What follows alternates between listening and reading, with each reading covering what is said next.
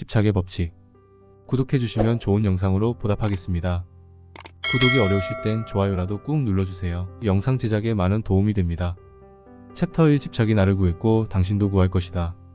좋은 것을 향한 집착에 다시 불을 붙이다. 내가 형편없이 망가지기 전 16살의 어머니에게 했던 말이 기억났다. 어른이 되면 부자가 될 거예요. 그럼 돈 때문에 걱정하는 일은 없을 거 아니에요. 그리고 부자가 되면 많은 사람을 도울 거예요. 그 순간 나는 왜 마약이 내게 문제가 되었는지를 깨달았다. 마약에 집착했기 때문이 아니었다. 바로 어렸을 때부터 집착했던 목표, 특히 성공에 대한 집착을 포기했기 때문이었다. 당신이 저항하는 일은 지속될 것이다 라는 격언을 들어봤는가? 위대함에 대한 나의 사명을 거부하고 성공을 향한 집착을 억누른 탓에 내 에너지가 파괴적인 행동에 집중되었던 것이다. 그날 밤 나는 성공하고 다른 사람도 돕겠다는 내 열망과 다시는 싸우지 않겠다고 결심했다. 몇 년 만에 처음으로 많은 정신과 충만한 영감을 느끼며 새로운 삶의 선언문을 작성한 후 잠자리에 들었다. 6개월이 지났다. 나는 여전히 마약에 손을 대지 않았다. 마약을 끊고 삶을 다시 일으켜 세우고 성공을 이루겠다는 새로운 삶의 선언문과 집착이 효과를 발휘하고 있었다. 나는 자동차 판매점에서 판매왕이 되었다. 주변 사람들은 내가 어떻게 그런 실적을 올렸는지 의아해하며 내 비결을 궁금하게 여겼다. 그들은 마약을 끄는 게 비결이라고 생각했다. 틀렸다. 비결은 따로 있었다. 끔찍한 습관에 집착하는 대신 아이였을 때 가졌던 천진함과 에너지를 그대로 되살려 다시 성공에 집착한 것, 이것이 비결이었다. 나는 성공에 대한 집착을 거부하지 않고 온전히 받아들였다. 집착은 재능이다. 집착은 당신이 꿈꾸고 마땅히 누려야 하는 삶을 이루기 위한 가장 소중한 도구다. 안타깝게도 대부분의 자신이 진정으로 집착해야 할 대상을 결코 알아내지 못한다. 왜일까? 집착을 버리라고 배워왔기 때문이다. 당신은 그러지 마라. 집착할 대상을 찾아라. 그것이 무엇인가는 지금 당장 중요하지 않다. 뭔가를 향한 욕구, 충동, 집착이 있다면 그것을 언제든 다른 방향으로 돌릴 수 있기 때문이다. 뭔가에 집착하다는 것은 위대한 일을 할 힘이 있다는 뜻이다. 집착을 억누르거나 줄이지 말고 활용하라. 챕터 2. 집착만이 당신의 유일한 선택지다. 성공에 대한 책임은 오직 당신에게 있다. 당신이 무엇을 할 수 있는지 그 능력을 계속 찾아내라. 그러면 시간이 흐르면서 잠재력이 점점 커져 스스로 모습을 드러낸다. 나는 내 잠재력을 늘 과소평가했다. 지금도 내가 생각하는 잠재력보다 더 큰 잠재력이 있기를 바란다. 나는 할 수 있다고 생각한 수준의 100배 이상을 이미 달성했다. 하지만 아직 잠재력을 온전히 발휘하지 않았다는 사실을 알고 있다. 그리고 잠재력의 최대치가 어디까지일지 알아내는 데 집착하고 있다. 어떤 사람은 인생은 목적지가 아니라 여정이라고 말한다.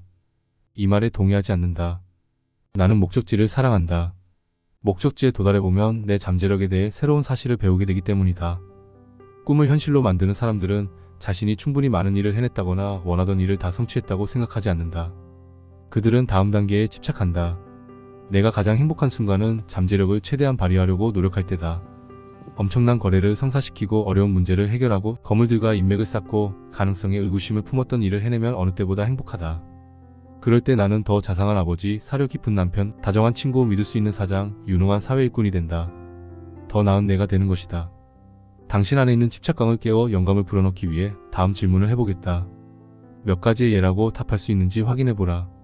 불가능한 일을 하고 싶다는 생각을 품는가? 또는 그런 생각을 사람들에게 말하는가? 온 세상의 이목을 사로잡는 업적을 이루겠다는 꿈을 꾸는가? 누구나 아는 사람이 되는 것이 어떨지 생각해본 적 있는가? 또는 유명해진다는 것이 어떤 느낌일지 궁금한가? 당신의 이름이 세상을 더 나은 곳으로 바꾼 혁신의 대명사가 되기를 바라는가? 자가용 비행기를 소유하고 타고 다니는 느낌이 어떨지 상상해본 적 있는가? 자, 당신은 마땅히 그 모두를 누릴 자격이 있다. 어마어마한 성공을 누릴 자격이 있다. 챕터 3. 무엇에 집착할 것인가? 당신은 무엇에든 집착할 수 있다. 그렇다면 집착할 대상을 어떻게 찾지? 라는 질문이 떠올랐을 것이다. 당신은 무엇에 집착할지 이미 알고 있을 수도 있고 어쩌면 지금 길을 잃고 헤맬지도 모른다. 혼란스러운 시기일 수도 있고 직업을 바꾸거나 관계를 정리하거나 에너지가 고갈되었다고 느끼는 삶의 전환점 한복판에 놓인 시기일 수도 있다. 나도 그랬다. 살아오면서 다양한 이유로 스스로에게 이런 질문을 반복해서 던졌다. 지금 하는 일을 왜 하는 걸까? 내 목적이 무엇일까? 무엇이 나를 흥분하게 만들까? 뭔가를 왜 이루고 싶은지 이유를 알아야 그 일을 해내는데 온전히 집착할 수 있다. 목표를 달성하는 과정에서 만나게 될 많은 장애물과 반대를 물리치려면 이런 집착이 필요하다. 예를 들어 나는 부자가 되는 일에 집착했다. 가족이 더는 돈 걱정 없이 살게 하는 것이 내 목적이었기 때문이다. 아버지가 돌아가신 후 내가 유년 시절에 겪었던 일을 내 가족이 겪게 하고 싶지 않았다. 가족을 중산층에서 허덕이며 살게 하지 않겠다는 게 목적이었다. 목적은 집착하는 사람들의 성배다. 목적은 누군가가 어떤 행동을 하는 이유 또는 어떤 사람이나 사물이 존재하는 이유라고 생각한다. 목적은 집착에 불을 붙이는 연료이자 모든 행동과 존재의 이유다. 아버지 덕분에 나는 어떤 일을 좋아해야 전념할 수 있다는 생각에서 벗어날 수 있었다. 9살 때 아버지가 마당에 픽한 나뭇가지, 나뭇잎을 쓰레기 봉투에 담는 모습을 지켜본 기억이 난다. 얼마나 조심스럽고 정확하게 주워 담던지 아버지가 그 일을 매우 좋아하는 것처럼 보였다. 나는 아버지에게 물었다. 아빠, 그 일을 좋아해요? 아버지는 대답했다. 자기가 하는 일을 꼭 좋아해야 그 일을 사랑할 수 있는 건 아니란다. 아버지는 가족을 보살피고 부양하기 위해 성공에 집착했다. 탁월한 셀즈맨이 되는 일에 전념했을 때 나는 그 일을 사랑하는 것처럼 행동했다. 성공을 위해 집착하는 데는 일에 대한 사랑이나 열정이 반드시 필요하지는 않다. 중요한 건 당신이 전념할 가치가 있는 집착의 대상이 무엇인지 알아내는 것이다. 목적 찾기 질문을 던져라. 나는 목적이 무엇인지 알아내고 목적에 계속 연료를 공급하기 위해 스스로에게 끊임없이 질문을 던진다. 이런 질문은 마음을 열어주어 수많은 방향으로 생각할 수 있게 해주고 위대한 성취를 이루도록 영감을 주며 내 집착과 관련 있는 기회를 기민하게 포착하게 해준다. 이런 질문에 답할 때 스스로를 의심해서는 안 된다. 처음 떠오르는 생각으로 답하라. 그 생각을 판단하거나 이해하려고 할 필요 없다.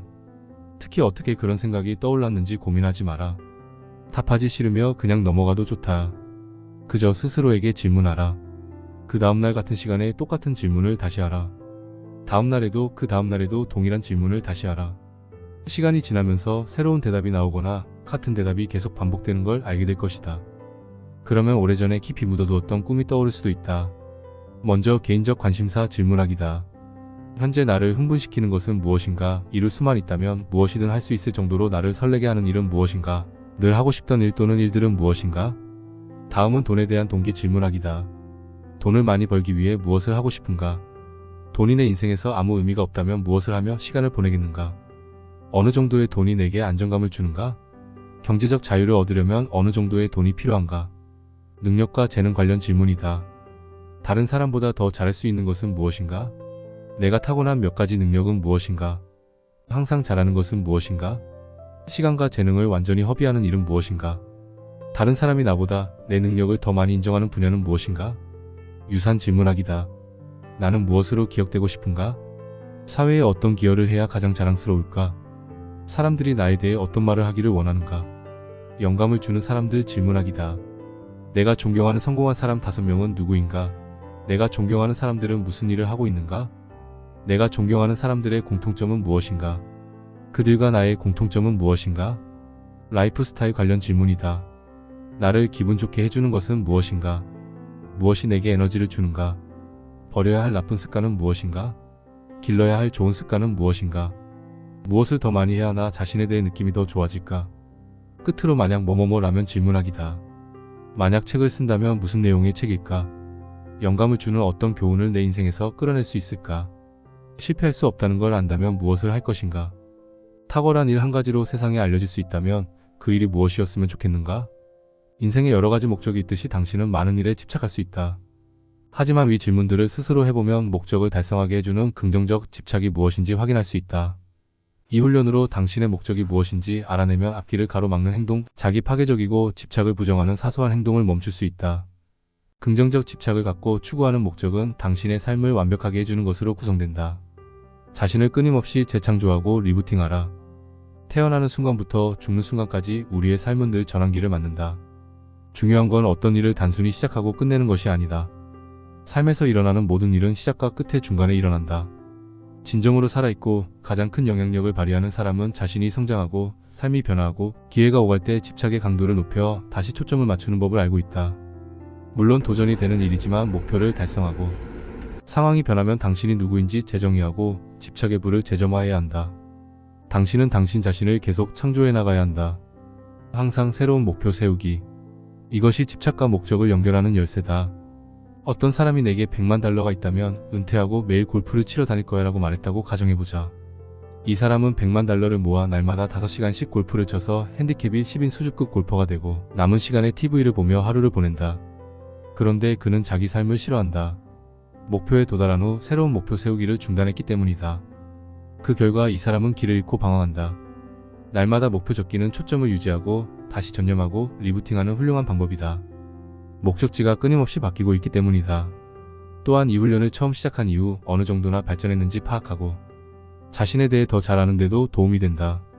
내가 적는 목표는 할 일 목록에 들어가는 내용이 아니다. 집착하는 사람들의 목표는 달성 가능한 활동이 아니다. 여기서 말하는 목표는 현재 달성하기 어려운 성공이다. 자신을 끊임없이 전진시키는 일, 강력한 미래를 창조하는 일을 말한다.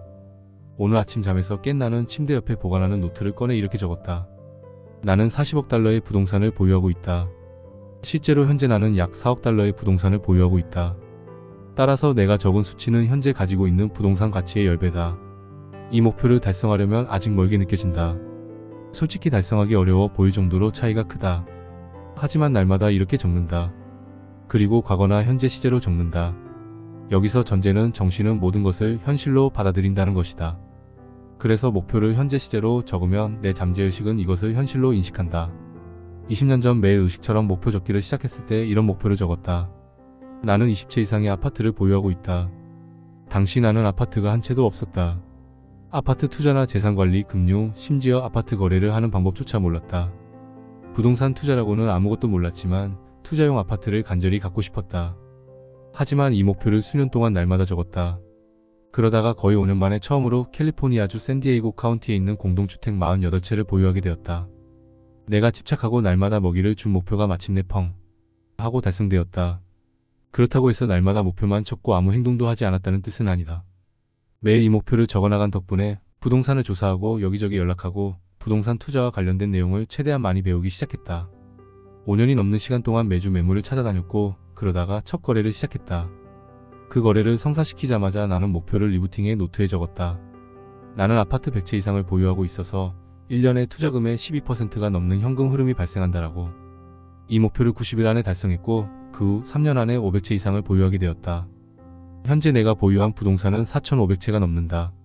목표 적기가 왜 효과적인지 다른 사례를 살펴보자. 언제나 나는 글을 즐겨 썼다. 어렸을 때부터 언젠가는 책을 쓰고 싶다는 꿈을 가지고 있었다. 어느 날 목표에 이렇게 적었다. 나는 많은 상을 받은 베스트셀러 작가다. 이 목표를 여러 해 동안 날마다 적었다. 그리고 몇 년이 흐른 뒤 어느 일요일 오후 사무실에서 3시간 만에 8등가 8리등가를 썼다. 매일 목표를 적어라. 이 훈련을 활용해 당신이 어디로 왜 가고 있는지 생각하라. 당신이 원하는 미래를 만들려면 그것을 적어라. 위대한 삶을 살기는 쉽지 않다. 하지만 자신이 어디로 가고 있으며 왜 가는지 알면 근사한 기분이 든다. 목표로 하는 일을 성취하면서 잠재력을 온전히 발휘하는데 한 걸음 더 다가서 보라. 그러면 분명히 행복해질 것이다. 챕터 4. 짐승에게 먹이를 주라. 목표에 레이저처럼 집중하라. 많은 사람이 목표를 좋은 생각 또는 하면 좋은 것이라고 말한다. 하지만 나와 내가 아는 성공한 사람들은 그렇게 말하지 않는다. 목표는 새해 결심이나 일기장에 적어둔 구절, 범퍼 스티커가 아니다. 목표는 당신 삶의 행복과 필수다. 이 사실은 아무리 강조해도 지나치지 않다. 목표를 포스트잇 같은 데 적어놓고 가끔 봐서는 안 된다. 목표와 함께 먹고 자고 숨 쉬어라. 의심이 자랄 틈 없이 목표가 강력해지도록 짐승에게 먹이를 주라. 목표에서 초점을 돌리거나 눈을 떼는 순간 당신은 마음과 세상의 온갖 소음에 휩싸여 길을 잃고 말 것이다. 목표에 초점을 맞춘 채 잠들고 일어나라. 목표를 매일 아침 적고 매일 밤 읽어라. 목표가 당신의 일부가 될 때까지 그렇게 하라. 목표와 하나가 되면 주변의 모든 것이 목표를 이루게 해줄 수단으로 보일 것이다. 이 훈련을 그만두는 순간 목적 없이 반복되는 일의 굴레에 빠지고 만다. 목표가 계속 자라고 변한다는 사실을 잊지 마라. 오늘 적은 목표를 5년 뒤까지 적는 일은 없을 것이다. 새로운 목표를 선언할 때 나는 잠시 압박감이 든다. 과연 이 일을 할 수 있을까? 한 번도 해본 적이 없잖아. 직원도 없고 자금도 없어. 노하우나 인맥도 아직 없어. 이런 생각이 끊임없이 고개를 든다. 하지만 목표를 이룰 수 없는 온갖 이유만 생각하고 있으면 짐승은 동면에 들어간다. 이런 생각이 드는 순간 나는 두려움에 굴복하지 않는다. 그 대신 40억 달러 규모의 부동산 펀드를 조성해 투자자에게 20%의 수익을 준다는 목표를 적는다. 그리고 어떻게 하면 수만 가구에 좋은 주택과 양질의 일자리, 높은 임금을 제공할 수 있을지 생각한다. 이렇게 짐승에게 먹이를 주면 마법 같은 일이 일어난다. 목표가 얼마나 어려운지가 아니라 그 일을 어떻게 할 수 있는지 방법이 불현듯 떠오른다. 어느 순간 나는 목표 달성에 도움을 주는 새로운 모임에 참석하고 있으며 전과는 다른 대화를 나누고 있다. 배움에 집착하라. 짐승에게 먹이를 주는 가장 쉬운 방법은 새로운 것을 배우거나 지금 하는 일을 더 잘하는 기술을 습득하는 것이다. 탁월한 성공을 거둔 사람을 멘토로 삼아라. 그들의 책을 사고 세미나에 가고 인터뷰를 읽어라.